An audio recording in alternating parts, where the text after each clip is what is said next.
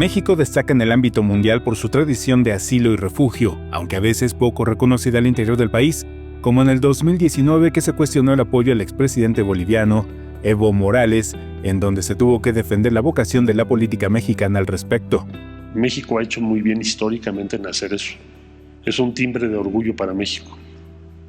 Llámese la República Española, llámense los golpes militares y la persecución a los diferentes movimientos sociales y políticos en América Latina o en otras regiones del mundo, el caso de Trotsky. Al considerarse un derecho humano, nuestro país contempla el derecho de asilo y refugio en sus leyes. Se encuentra consagrado en el artículo 11 de la Constitución mexicana, que establece el derecho a solicitar asilo por motivos políticos y refugio por causas humanitarias, y en la Ley sobre Refugiados, Protección Complementaria y Asilo Político. Esta vocación de nuestro país de ofrecer refugio a personas desplazadas tiene su primer registro en el siglo XIX, con la acogida de los indios Kickapoo de Wisconsin, Estados Unidos, quienes buscaron establecerse en Coahuila por el riesgo de exterminio que enfrentaban.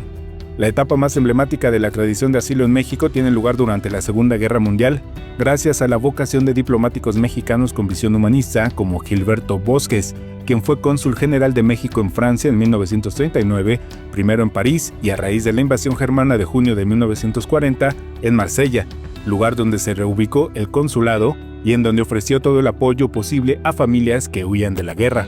Eso es lo único que le puedo decir. Era un gran señor y se portó maravillosamente con todo el mundo. Protegió a todo el que pudo. Y en la embajada, en el consulado de Marsella, nunca cerraron las puertas para una persona. Nunca. Nos hicieron toda clase de favores. Todo. Usted sabe lo que es en un país donde están los alemanes y te dan un salvoconducto para que garantizando tu venida a México. Como cónsul general de México en Francia, Gilberto Bosques Saldívar emitió visas y salvoconductos a un número estimado de 40,000 personas que huían de la persecución nazi y franquista.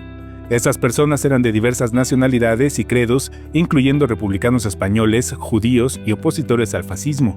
Se calcula que cerca de 6,000 de ellas lograron llegar a México.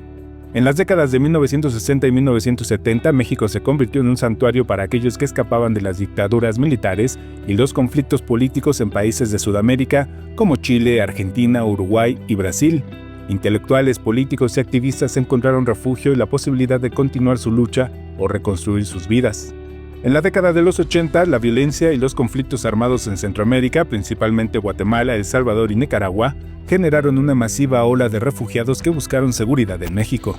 Ya en el siglo XXI, esta tradición continuó con la acogida de personajes emblemáticos de las luchas sociales en el continente americano, como Manuel Zelaya Rosales, expresidente de Honduras, quien recibió asilo en México en 2009 después de ser derrocado por un golpe de estado en su país.